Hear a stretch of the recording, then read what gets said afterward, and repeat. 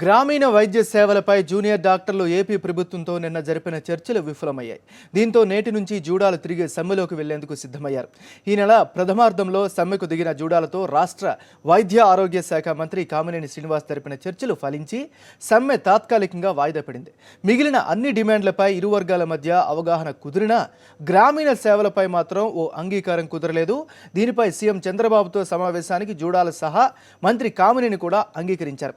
అయితే శుక్రవారం ఇరు వర్గాల మధ్య జరిగిన చర్చల్లో గ్రామీణ సేవలపై మళ్లీ ప్రతిష్టంభన నెలకొంది. దీంతో నేటి నుంచి సమ్మెలోకి వెళ్లేందుకు జూడాల నిర్ణయించారు. అత్యవసర వైద్య సేవల మినహా మిగిలిన అన్ని సేవలను నిలిపివేస్తున్నట్లు జూడాల ప్రకటించారు. ఇక జూడాలకి సంబంధించి వాళ్ళ డిమాండ్స్ అదేవిధంగా ఏర్పడినటువంటి ప్రతిష్టంభనకి సంబంధించి మరింత సమాచారాన్ని మా కరెస్పాండెంట్ రమాకాంత్ విజయవాడ నుంచి లైవ్లో అందిస్తారు. రమాకాంత్, చెప్పండి, అక్కడ ఉన్న సిచ్యువేషన్ ఏంటి, వాళ్ళ డిమాండ్ ఏంటి, ఏం జరగబోతుంది? అత్యవసర సేవల మినహా ఈరోజు తాత్కాలికంగా సాధారణ సేవలను మాత్రం నిలిపివేస్తున్నట్టు జూడాలు ప్రకటించారు. ప్రస్తుతం ఇదే వైఖరి ప్రభుత్వం అవలంబిస్తే భవిష్యత్తులో అత్యవసర సేవలు కూడా బహిష్కరిస్తామంటూ జూడాలు అల్టిమేటం జారీ చేశారు. నిన్న సాయంత్రం మంత్రి కామినేనితో చర్చలు విఫలం కావడంతో జూడాలు నిర్ణయం తీసుకున్నారు. ప్రస్తుతం ప్రభుత్వాసుపత్రి వద్ద జూడాలు స్ట్రైక్ చేస్తున్నారు. వారితో మాట్లాడదాం. చెప్పండి, మీ డిమాండ్కి సంబంధించి ప్రస్తుతం ప్రభుత్వం కూడా ఆర్థిక సమస్యలు ఎదుర్కొంటుందని చెప్తున్నారు. సో ఇప్పటికిప్పుడు మొత్తం రెగ్యులర్ పోస్టులను భర్తీ చేయడం సాధ్యం కాదని చెప్తున్నారు. మీరు చేసే డిమాండ్లు ఎంతవరకు సాధ్యం అవుతుందని మీరు భావిస్తున్నారు?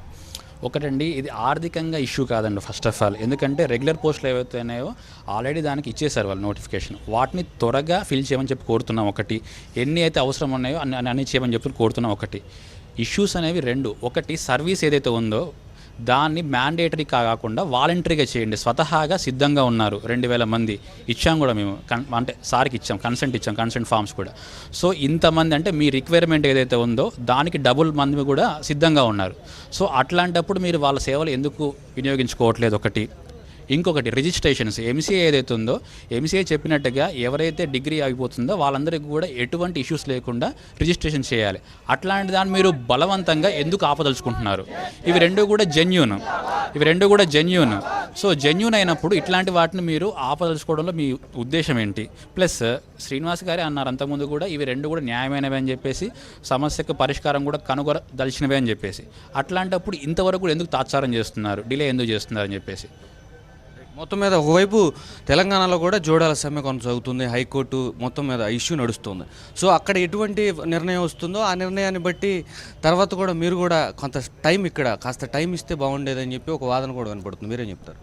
టైం అంటే ఆల్రెడీ 6 months నుంచి రిప్రజెంటేషన్, ఆ ముందు 2 years నుంచి రిప్రజెంటేషన్, ఇలా మల్టిపుల్గా వస్తుంది. టైం ఎంత 2 yearsలో డిసైడ్ చేసే మ్యాటర్ కాదా? చాలా చిన్న మ్యాటర్. దీన్ని డిసిషన్ తీసుకోవడానికి మాక్సిమం ఒక 1 month పడుతుందేమో.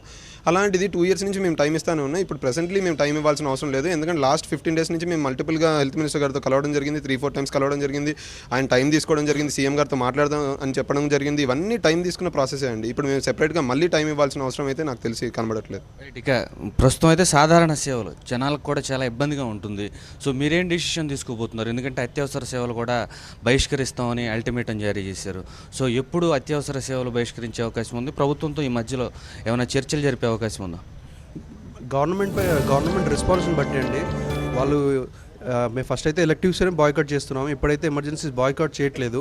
గవర్నమెంట్ రెస్పాన్స్ని బట్టి ఎమర్జెన్సీస్ వాళ్ళు ఇవ్వకపోతే ఎమర్జెన్సీస్ కూడా బాయ్కాట్ చేస్తాం. Thank you very much sir. ఇది మొత్తం మీద దాదాపు 2000 మంది వైద్య విద్యార్థులు, వైద్యులుగా అర్హత సాధించిన వాళ్ళు గ్రామీణ సర్వీసుల్లో తమ ఉద్యోగాలు చేయడానికి అందరూ సిద్ధంగా ఉన్నప్పటికీ కూడా ప్రభుత్వం ఈ విషయంలో ఎటువంటి ముందు చూపు వైఖరి ప్రదర్శించడం లేదు, ఇనిషియేట్ తీసుకోవట్లేదు. కాబట్టి మేము ఈరోజు సమ్మెకు దిగామని చెప్తున్నారు. మొత్తం మీద అయితే పరిస్థితులను బట్టి తమ అత్యవసర సేవలు కూడా బహిష్కరించే అవకాశం కూడా ఉంటుందని వారు ప్రస్తుతం చెప్తున్నారు. అయితే సాధారణ సేవలు ఈరోజు బహిష్కరించారు. అత్యవసర సేవలు మాత్రం కొనసాగుతాయని వైద్య విద్యార్థులు స్పష్టం చేస్తున్నారు. థ్యాంక్ యూ రమాకాంత్, అప్డేట్స్ అందించినందుకు.